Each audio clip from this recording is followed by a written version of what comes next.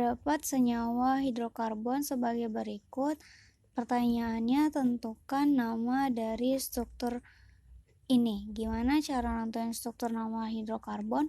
Pertama, kita tentuin dulu dia itu termasuk alkana, alkena, atau alkuna.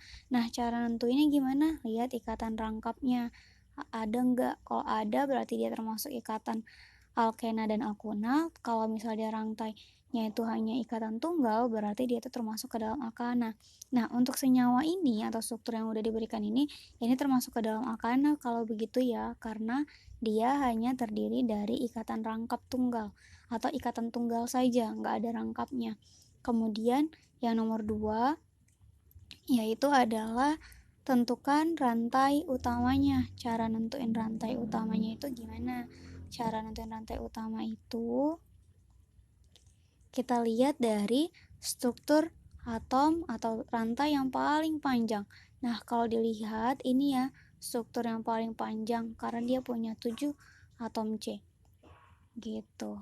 Nih, karena kalau kita lihat lagi, kalau nih dari ke kanan 1, 2, 3, 4, 5, 6, ini tuh cuma 6 kan. Kalau dia ke bawah kan ada 1, 2, 3, 4, 5, 6, 7. Otomatis rantai itu jauh lebih panjang. Jadi, itulah yang disebut dengan rantai utamanya. Nah, rantai utamanya kalau gitu, kalau dia punya atom C-nya itu 7, C7 berarti ini dalam tata nama hidrokarbon untuk alkana, berarti ini termasuk ke dalam heptana. Berarti rantai utama untuk gugus di atas adalah heptana. Nah, langkah selanjutnya itu apa? Langkah selanjutnya itu adalah penomoran. Gimana cara penomoran untuk senyawa hidrokarbon? Kita lihat dari gugusnya ya, gugus alkilnya. Di mana letak gugus alkilnya? Nih, di sini letak gugus alkilnya. Berarti kalau begitu penamaan itu mendekati penomoran itu dimulai dari rantai yang paling dekat dengan cabang gitu. Berarti kalau gitu kita mulai dari atas 1, 2, 3, 4, 5, 6, 7.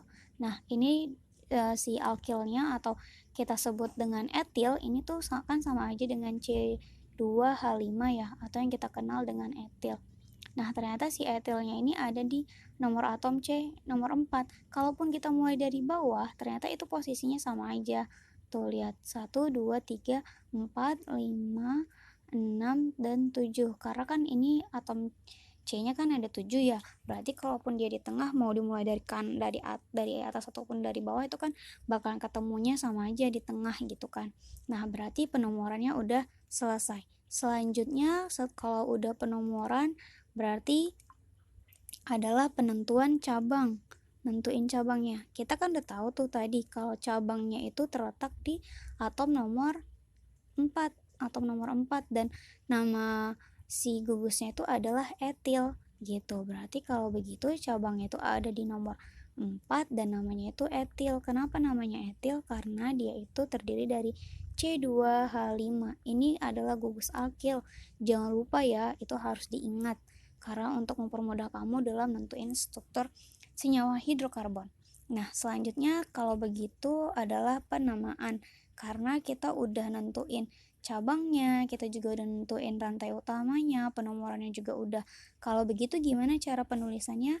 Kita mulai dari nulis dulu cabangnya, dari penulisan nomor cabang. Berarti 4 etil heptana. Baru kita sebutin rantai utamanya. Kalau begitu, untuk soal nomor 1D, nama dari struktur yang udah diberikan itu adalah 4 etil heptana. Sekian.